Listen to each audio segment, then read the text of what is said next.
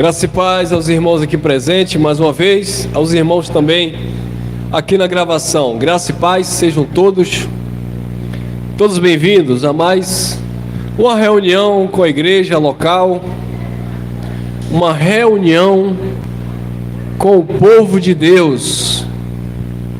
Esse é o tema, abençoados: fundamento versus edificadores. Vamos lá, fundamento versus edificadores.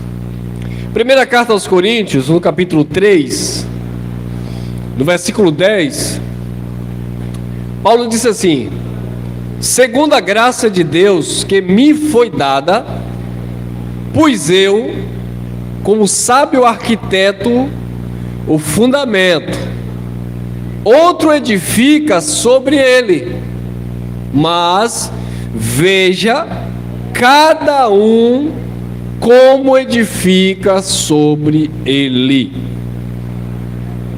Então, segundo a graça de Deus que foi dada a Paulo, Paulo não conquistou, Paulo não buscou, Paulo não comprou, Paulo não comprou um diploma pastoral, Paulo não comprou um diploma de apóstolo, Paulo não foi fazer teologia para se tornar um ministro do evangelho, porque tem sistema religioso, né, igrejas evangélicas, que você tem que fazer uma faculdade teológica, tem que participar de um seminário, tem que participar lá de um curso específico, tem que passar lá pela sabatina pastoral, o que é que você prega, o que é que você não prega, o que é que você pensa a respeito disso, daquilo, né? E aí vem também os critérios da fidelidade, se você tinha sido anteriormente um obreiro, fiel aos dízimos, aos cultos, às vigílias. Você tem que ter todo um currículo invejável para se destacar, se sobressair dos demais ministros, obreiros, para então você ser agora um aspirante a um futuro pastor, bispo, né, etc. E se você for um bajulador do líder, melhor ainda, que aí se vacilar não precisa de nada disso, né? Basta ser um bajulador lá do líder, e de preferência se for um dizimista que tem um dízimo que chame a atenção. Aí o pastor, o presidente vai lá e consagra logo, para não correr o risco de perder aquela ovelhinha. Paulo não. Paulo, ele recebeu, né, o dom da graça, segundo a graça de Deus que me foi dada. Paulo recebeu o dom da graça de Deus. Ele fala também na carta aos Gálatas, lá no capítulo 1, ele diz: olha, eu não recebi de homem algum, tá? Homem algum me ensinou, mas o próprio Deus me revelou, o próprio Deus me ensinou. Então Paulo tinha consciência do seu ministério. Segundo a graça de Deus que lhe foi dada, ele diz: pus eu, como sábio arquiteto, o fundamento. Vamos lá. Paulo, ele lançou o fundamento como um sábio arquiteto, ele apresentou o fundamento. Em momento algum Paulo disse que o fundamento era ele, em momento algum Paulo disse que foi ele que fez o fundamento. O fundamento não era a criação da cabeça de Paulo. Quando nós olhamos para a tradição religiosa, nós vemos os fundamentos da religião, mas que não veio de Deus, veio de quem? Do homem. Quando você olha para a igreja X, que guarda sábado, o fundamento daquela igreja não é Cristo, não tem como ser Cristo, tá? E quem apresentou aquele fundamento também não foi Paulo, foi uma mulher, né? Então aquela mulher, ela lançou o fundamento, aliás, ela é o fundamento, e aí vieram os edificadores em cima daquele fundamento que é aquela mulher. E segundo a visão, entre aspas, profética daquela mulher, o fundamento daquela instituição foi acimentado, né? Foi concretizado. E não, se você fez parte de lá, não concordou, você tem que sair, porque o fundamento deles já estão bem estabelecido e ninguém vai mexer. Aí vem aquele outro homem lá, o italiano, que fez o seu próprio fundamento, onde o homem tinha que sentar de um lado, a mulher do outro, e as mulheres usarem o véu. Então é o fundamento daquele ancião italiano. É italiano, né? Acho que sim. Então ele criou o fundamento. O fundamento é Cristo? Não. Mas tem que falar de Cristo, né? Claro que tem que falar. Porque Cristo, como eles dizem, é a senha, é a chave. Ele abre e ninguém fecha. E ele fecha e ninguém abre. Então tem que usar Cristo, tem que usar Jesus como pano de fundo, né? Mas o fundamento ali não é Jesus. E aí veio aquele outro jovem que foi adventista, que foi presbiteriano, e aí ele tinha um grande poder na oratória, ele influenciava muitos jovens da sua época. E aí ele foi e criou o seu próprio fundamento, E aí ele determinou como seria lá os critérios, que não podia doar sangue, que não podia fazer isso, não podia fazer aquilo. E aí os edificadores vieram depois dele, né, e continuaram em cima daquele fundamento. E até hoje estão por aí. Então, abençoado, todo sistema religioso que existe, ele não está fundamentado em Cristo. O fundamento não é Cristo. O fundamento é o imperador romano, o fundamento é o bispo tal, o fundamento é o apóstolo X, o fundamento é o pastor líder da convenção de não sei das quantas. O fundamento é tudo menos Cristo. Por quê? Porque em todos esses fundamentos você vai ver mais a mão do homem do que o dedo de Deus. Você só vê a mão do homem, do líder. Porque ele isso, ele aquilo, porque assim, porque assado. E se você pega aqui o fundamento da graça, se você pega aqui, não, mas Cristo, meu líder não me ensinou assim. Claro, porque o fundamento dele não é Cristo, o fundamento dele é o líder dele. Quando nós olhamos para o fundamento da graça de Deus, e quando eu falo do fundamento que é Cristo, eu falo de toda a revelação bíblica. Quando nós olhamos para a Bíblia, para o fundamento do Evangelho, eu não encontro no Evangelho Santa Ceia, mas na religião eu encontro Santa Ceia. Quando eu olho para o fundamento do Evangelho, que é Cristo, eu não encontro a prática do dízimo na igreja, nem na igreja primitiva, nem na igreja que Jesus fez parte, eu não encontro a prática do dízimo, mas o fundamento do homem faz. Quando nós olhamos para o fundamento que é Cristo, nós não vemos na Bíblia o jejum como prática de crescimento espiritual. Eu vejo na Bíblia o jejum como uma prática de um momento de amargura e de tristeza que o povo estava vivendo. Por causa do momento de perca, de tristeza, de amargura, o povo judeu tinha o hábito de jejuar. Por exemplo, eu jejum. O irmão Elcio jejuma. Como?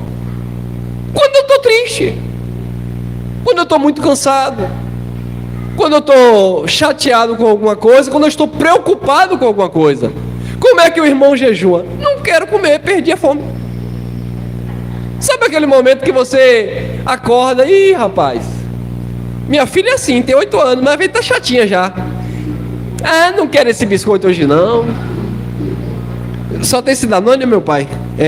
Ih, pai, dessa marca hoje eu não quero não. Ela jejua, porque eu digo, filha, não vou fazer os teus caprichos, não vou fazer a tua vontade.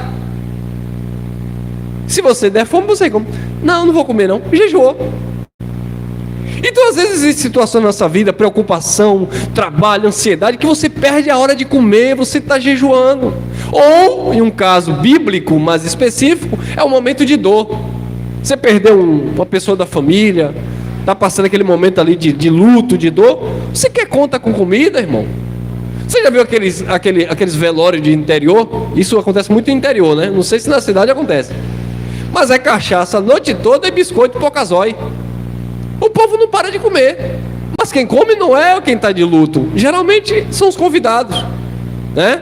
Mas quem está de luto não quer comer, quer jejuar. Malmente toma um cafezinho porque não está com... Então, pessoal, quando eu olho para a Bíblia, o fundamento bíblico é: Daniel jejuou 21 dias. Por que foi que Daniel jejuou? Aí você vai para a história.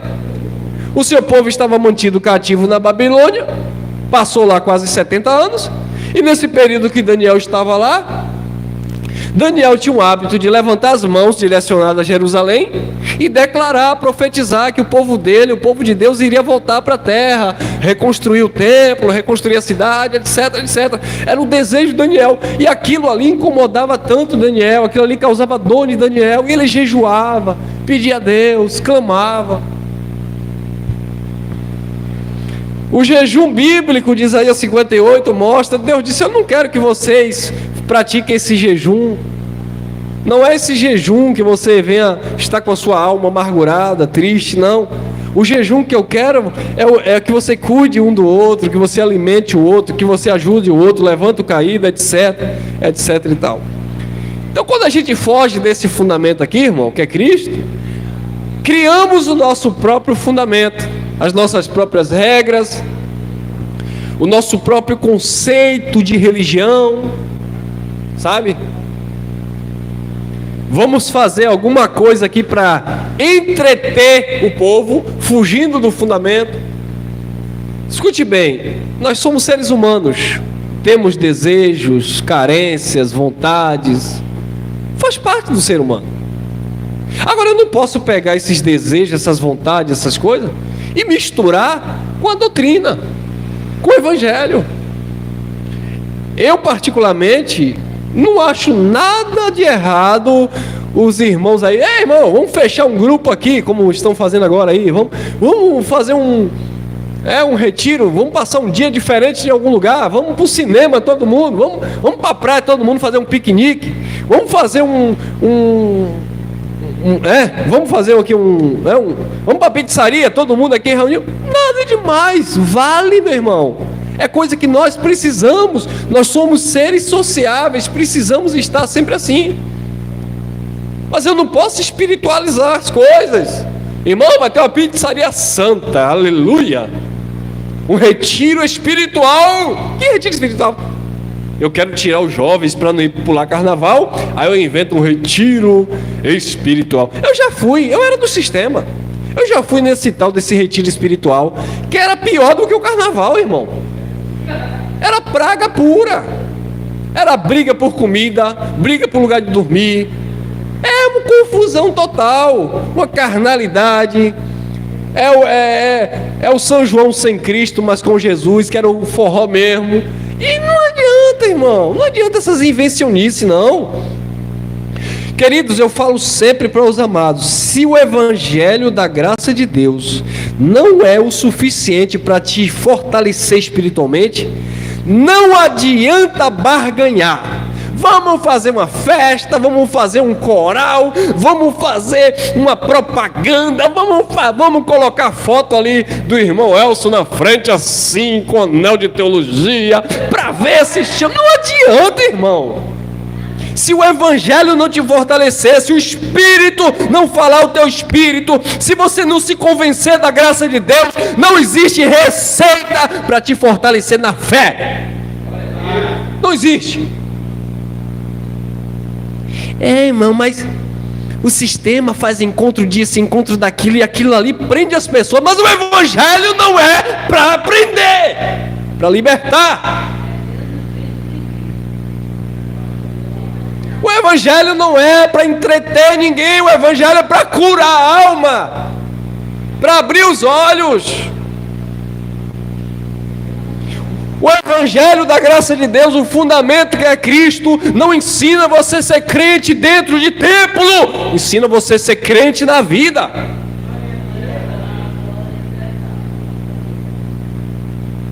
Ô irmão Elcio, mas tem muita gente que está abandonando a reunião em graça. Vamos fazer alguma coisa aí para atrair o povo? Vamos fazer o quê?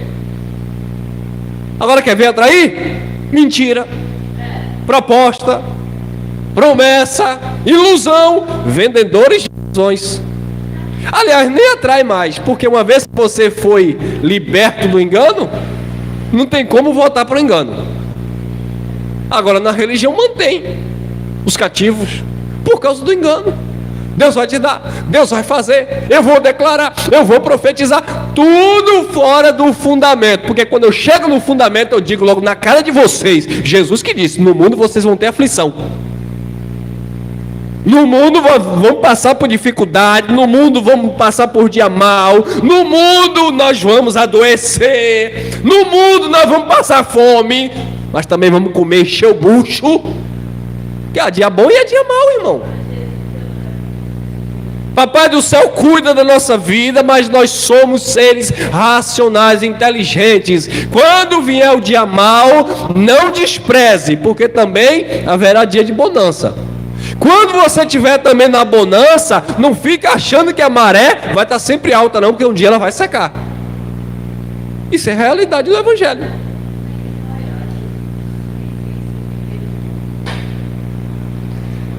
Agora se eu fico com aquela mentalidade religiosa, irmão, mas Jesus disse no versículo, aí sabe até a Bíblia, mas Jesus disse no versículo não sei aonde de João, que tudo que eu pedir em nome dele, ele vai me dar. É exatamente isso que a religião com seu fundamento quer.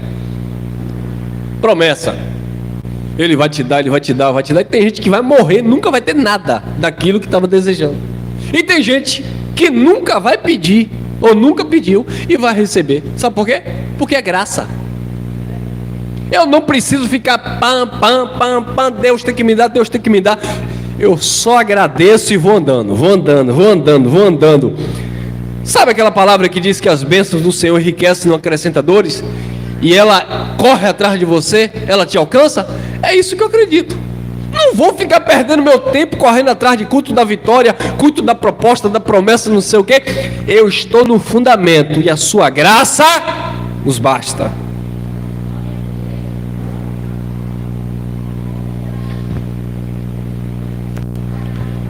Você sabe aquele povo místico que não é crente evangélico, não é católico, não é espírita, não é umbandista, ele não é nada de uma religião que o define. Ele diz assim, eu estou aberto para tudo. Ele crê na fitinha amarrada não sei de onde, ele crê na subida da escada, ele crê na rosa, ele crê na fogueira, ele crê no envelope consagrado, ele crê na oração do pastor, ele crê no óleo, ele crê na água, ele crê no fio, ele crê no gato preto, ele crê na escada que ele não pode passar de baixo. Ele acredita em tudo. Ele crê nas 7 ondas que ele vai pular no final do ano. Na verdade ele não crê em nada. Ele diz que acredita em tudo, mas ele não acredita em nada. Por não acreditar, ele sai atirando para tudo quanto é lado, para ver se alguma coisa bate certo. Vai que alguma coisa bate certo. Aí se bater certo, ele diz, é essa aqui que eu quero. Olha o engano.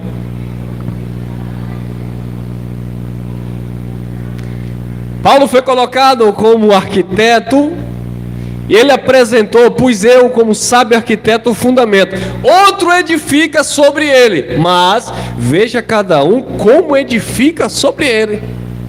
O fundamento está posto, agora vem outro e edifica, são os edificadores.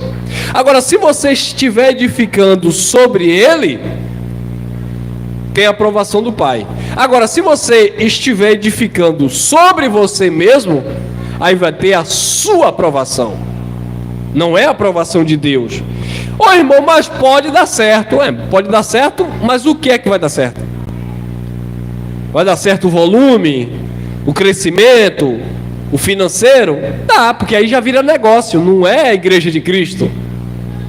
Olha, escute bem o que eu vou falar aqui, ó. A religião em si, a religião, toda ela, seja ela qual for, A religião é um negócio que deu certo. A religião é um negócio. Toda ela. Qualquer uma que você pensar, a religião é um negócio. A religião é uma pirâmide financeira. A religião ou as religiões são empresas que têm funcionários, que trabalham muito e não recebem nada, enquanto tem os líderes no topo dela que são milionários. Toda religião, o fundamento e o objetivo dela é financeiro. Toda religião. Toda religião.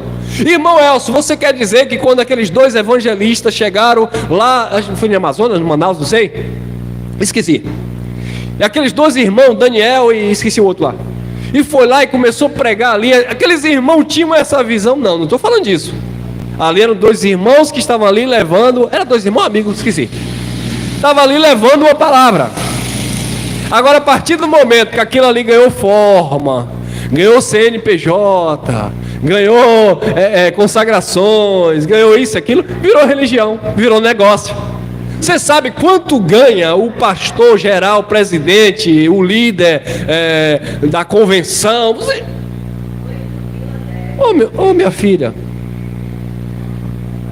quer dizer milhões, né? O líder lá das convenções gerais, o coroa baixinho, que só anda de Mercedes, é negócio, irmão. É coisa grande, irmão.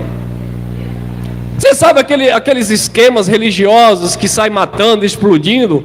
Por que o líder lá do Islã não coloca uma bomba no corpo e não se explode? Por que ele não faz isso? Manda os cobaia, os ratos. E por que ele não faz isso? Porque ali, ó, é luta por dinheiro, petróleo, terra, tudo isso.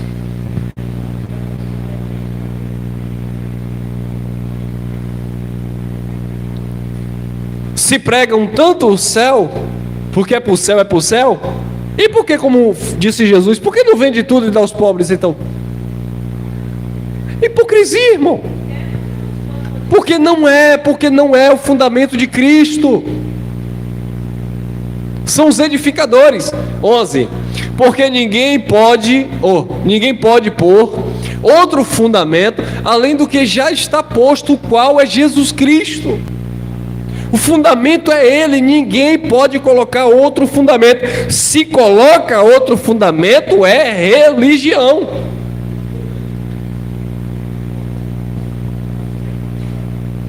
Ô irmão Elcio, é religião, mas tira a pessoa da droga. É religião, tira a pessoa da prostituição. É religião. Eu não estou dizendo que por ser religião não tem coisa boa, não é isso.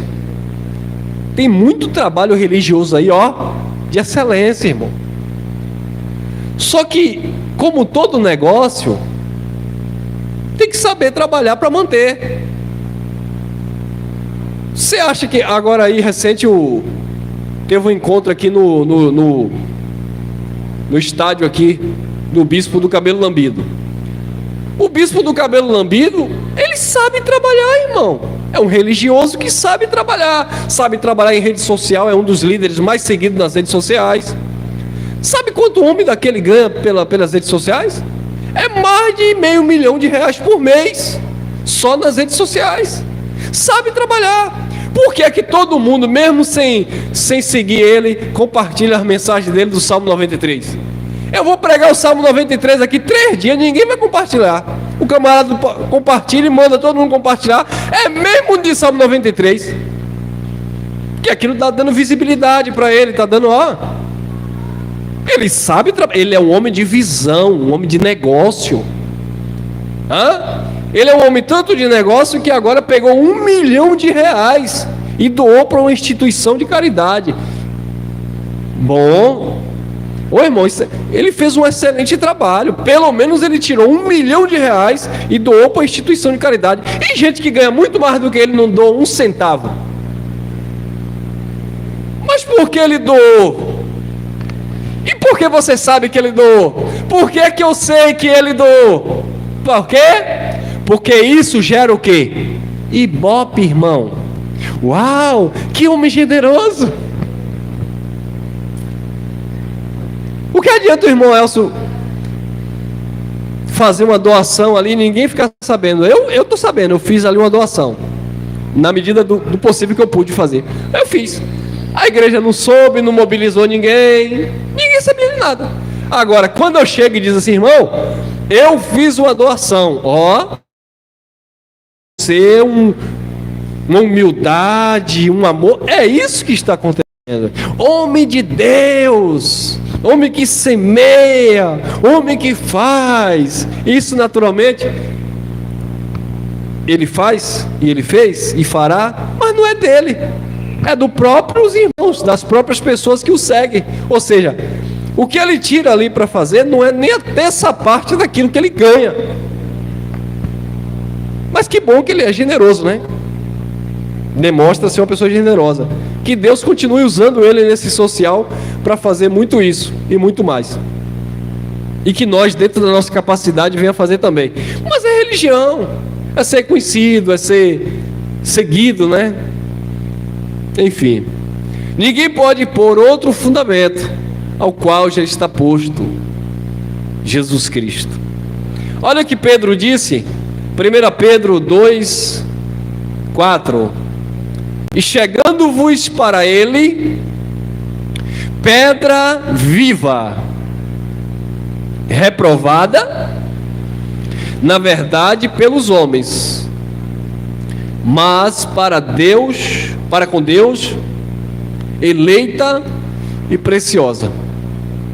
Chegando-vos para ele, pedra viva, reprovada na verdade pelos homens, mas com Deus, eleita e preciosa. 5: vós também, como pedras vivas, singular, pedra viva. Quem é a pedra? Cristo, pedra viva. Ele é a pedra de esquina, a pedra principal. Aí a religião, o fundamento da religião X, diz que a pedra é Pedro. Não, porque Pedro é a pedra da igreja e o Papa é o sucessor de Pedro, que era pedra. Não, irmão, mas Pedro recebeu a chave do reino. Foi Jesus que disse: eu dou para você a chave do reino. Mas o que é a chave do reino? O que seria a chave do reino? A chave do reino foi a autorização que Cristo deu para ele cuidar das ovelhas. Está lá em João capítulo 21. Pedro, tu me ama, te amo, vai, apacenta meus ovelhas. Pedro, tu me ama, vai, apacenta meu rebanho. Então as chaves que Deus deu a Pedro ali foi a autorização, a legalidade para Pedro cuidar da igreja ali no primeiro século. Tanto é que Pedro fala na primeira carta, no capítulo 5, Pedro fala assim: irmãos, aos presbíteros, os quais eu também sou entre vocês, apacentai o rebanho de Deus que está entre vocês, não por ganância, não como sendo dominadores dele, mas sabendo que ali é a herança de Deus. Nós fomos colocados para cuidar voluntariamente. Viu? Não é ser dono, não é manipular, não é porque o pastor presidente disse, aqui a doutrina é essa, e o povo baixa a cabeça. Aqui a mulher não usa calça, aqui o homem não faz ou faz a barba, aqui é assim, aqui é assado.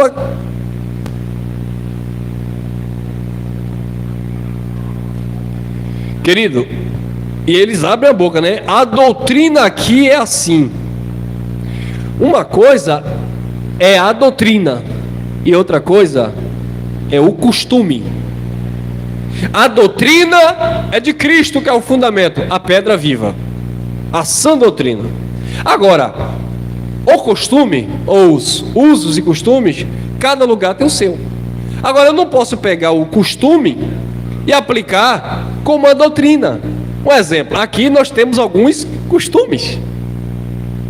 Sim, por que não? Claro, nós temos alguns costumes. Tem o costume aqui de tomarmos um café. É uma doutrina? Não, costume. Os irmãos vêm trazer um cafezinho, costume nosso aqui. Temos um costume aqui da moça que toca bateria, da minha esposa que canta aqui. Aí já tem uma linha musical, por exemplo. É um costume, é uma linha musical. Você vê que se alguém... Por um exemplo, nós não temos o costume de cantar um hino da harpa. Se alguém cantar, você vê que já saiu daquele costume nosso. Então nós temos aqui alguns costumes, né? Brincamos, falamos da palavra, mas é um costume saudável. Ó, irmão, eu não gostei desse costume aqui. Bom, então vai atrás de um costume que você goste, porque aqui não é doutrina. Agora, a partir do momento que eu transformo isso em doutrina, aí entra o homem, a religião. Não, porque aqui a doutrina é isso, não pode aquilo. Não. Todo lugar que você entra lá no shopping, no restaurante, todo lugar tem um costume, tem uma regra, tem um cuidado, tem uma forma, e você vai ter que respeitar aquele ambiente. Na minha casa tem um costume, tá? Não é uma doutrina, é um costume. Eu não entro dentro de casa com sapato de rua e nem sandália. Aí eu ensino a minha filha. Minha esposa também já faz igual. Minha esposa já fazia. Mas nós não fazemos isso. Por quê? Porque eu aprendi há muito tempo atrás numa casa que a gente leva para dentro de casa bactéria, pisa em sujeira de rua, o mesmo sapato de rua chega dentro de casa. Aí depois fica com a roupa íntima, vai sentar com um short curto, alguma coisa, não sei. Você vai se sujar, irmão. E criança então, passa a mão, depois vai comer. Imagina a bagunça. Então todo mundo que chega lá em casa, não manda tirar. Mas naturalmente já vê o chinelo do lado de fora, já vai tirando. E qualquer lugar que eu entro, alguém diz assim, não tira o sapato. Eu só não tiro se o chulé estiver muito forte. Aí eu vou dar uma disfarçada. Talvez eu tire o sapato, fique com a meia, mas eu não tenho chulé não, viu? Pode me convidar. Eu não tenho chulé não. Tem que saber onde guarda, né? É costume, irmão. Então, ele é a pedra viva, reprovada na verdade pelos homens. Os homens reprovaram. Os judeus reprovaram ele. Os judeus crucificaram ele. Foram os homens, irmãos. Quem negou Jesus foi os homens. Foram os homens. Mas para com Deus, eleita e preciosa, pedra viva, eleita e preciosa. Agora olha o 5. Vós também, ó que coisa linda, também nele. Ele é pedra viva, eleita, preciosa. Vós também, é isso que nós somos, preciosos para com Deus. Amém? Você é precioso, você é preciosa para com Deus. Mas assim como ele, volta aqui. Mas assim como ele foi rejeitado pelos homens, sendo pedra viva, você também será rejeitado. O que está acontecendo comigo? Por que isso? Não, você também vai ser rejeitado. Muitas pessoas vão nos rejeitar. Por que muitas pessoas rejeitam essa palavra? Por que muitas pessoas rejeitam o irmão Elcio? Ele foi rejeitado, quem somos nós para não sermos também? Seremos também rejeitados. Vós também, como pedras, plural, pedras vivas, sois edificados o quê? Casa espiritual. Nós somos casa espiritual. Casa espiritual e sacerdócio o quê? Santo. Olha o fundamento. No fundamento você é, nele, pedras vivas, casa espiritual, e você é o sacerdócio santo. Ou seja, você mesmo se relaciona com o que era que o sacerdote fazia? Se relacionava com o sacerdote, levava as demandas das pessoas para Deus. Na graça de Deus, você mesmo leva as suas demandas para Ele. Porque você é a casa espiritual e você também é o sacerdócio santo. Não existe mais mediador entre você e o homem, mas ele já mediou, é você e ele agora, para oferecer o quê? Sacrifícios espirituais. Ô irmão Elcio, existe sacrifício na graça? Claro, claro que existe. Mas existe sacrifício espiritual como casa espiritual, e não sacrifício físico como casa física. Amém? Sacerdócio santo, sacrifício espiritual e casa espiritual. Eu preguei uma mensagem ontem, não sei se vocês tiveram acesso, sobre ser templo de Deus.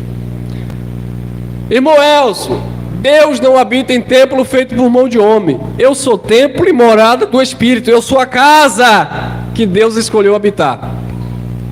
E na mensagem de ontem nós fizemos uma pergunta: você é a casa de Deus, mas quem habita nela? Imagine que o irmão Elcio tem uma casa em um bairro, mas eu moro em outra. Quem é o dono daquela casa? O irmão Elcio. Mas eu vou e alugo aquela casa. Quem mora naquela casa? O inquilino. A casa é de quem? É minha, mas quem está morando? O inquilino. Quem está cuidando dela? O inquilino. Eu sou dono dela, mas quem cuida dela é o inquilino. Então, abençoado, Deus é dono dessa casa. Nós somos casas espirituais. Mas a questão é: quem mora nessa casa?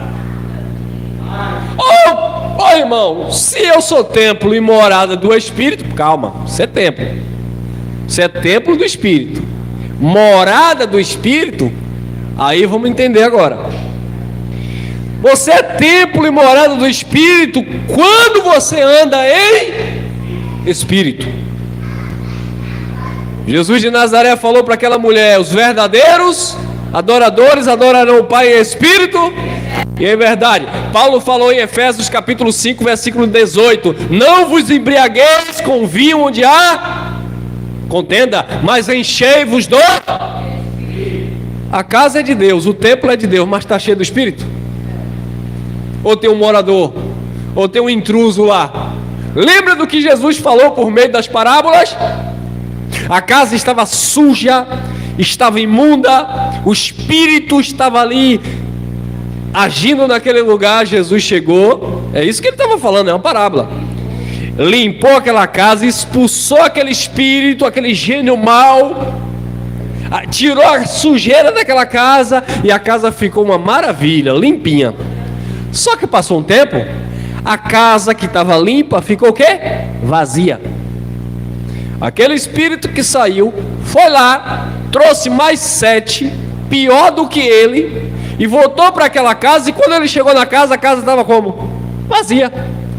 E aquele espírito que foi, trouxe mais 7, entrou naquela casa, e o último estado